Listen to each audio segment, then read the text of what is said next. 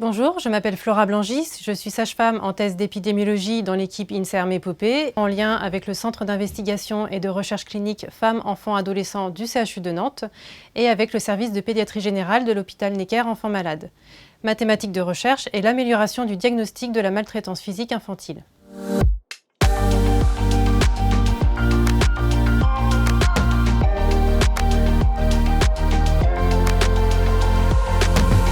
La recherche sur le diagnostic de la maltraitance est importante car les professionnels de santé peuvent se retrouver en difficulté pour repérer et diagnostiquer la maltraitance physique chez l'enfant. C'est un diagnostic qui est effectivement complexe, il repose sur l'histoire médicale et sociale de l'enfant, sur un examen clinique et sur des examens diagnostiques comme par exemple les radiographies du squelette de l'enfant. À cela peut s'ajouter une autre difficulté qui est la charge émotionnelle importante qui peut être ressentie par les professionnels de santé. Par exemple, un professionnel peut hésiter à signaler la maltraitance par peur de briser le lien qu'il a avec la famille et donc de ne plus suivre l'enfant.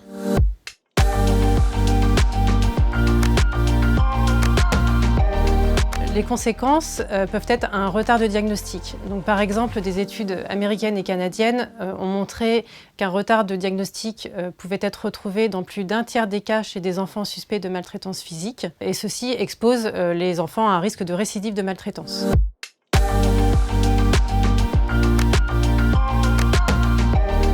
Nous avons réalisé une étude à partir du parcours de soins d'une centaine d'enfants de moins de 6 ans.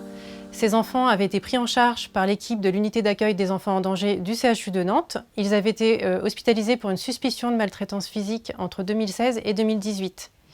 Donc nous avons donc analysé leur parcours de soins avant diagnostic de la maltraitance et nous avons mis en évidence un défaut de prise en charge dans plus d'un tiers des cas. Les causes retrouvées étaient soit un échec de prévention, donc c'est-à-dire des enfants qui étaient déjà connus des services sociaux ou de la protection maternelle et infantile et qui avaient une récidive de maltraitance physique, soit un retard de détection, donc par exemple un nourrisson de moins de 6 mois qui lors d'une visite chez le médecin présente des bleus sans explication retrouvée et pour lequel le diagnostic de maltraitance n'a pas été évoqué.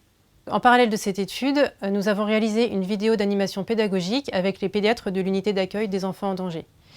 Nous avons prévu une évaluation des connaissances avant et après visionnage de la vidéo auprès des médecins. Cela permettra de cibler les futures campagnes de formation auprès des professionnels et également de juger de l'intérêt pédagogique de la vidéo.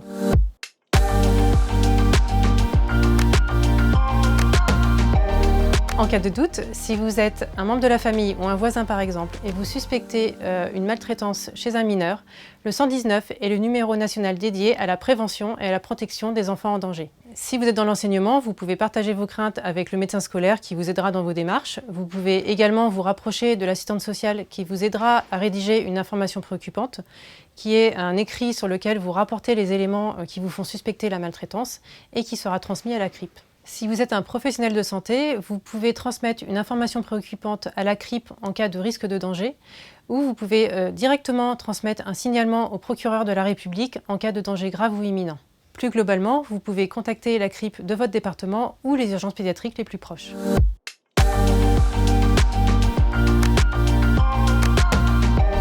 En conclusion, avant le diagnostic de la maltraitance physique, la prévention tient une place très importante et peut passer par la promotion de l'éducation positive et bienveillante de la part des professionnels de santé.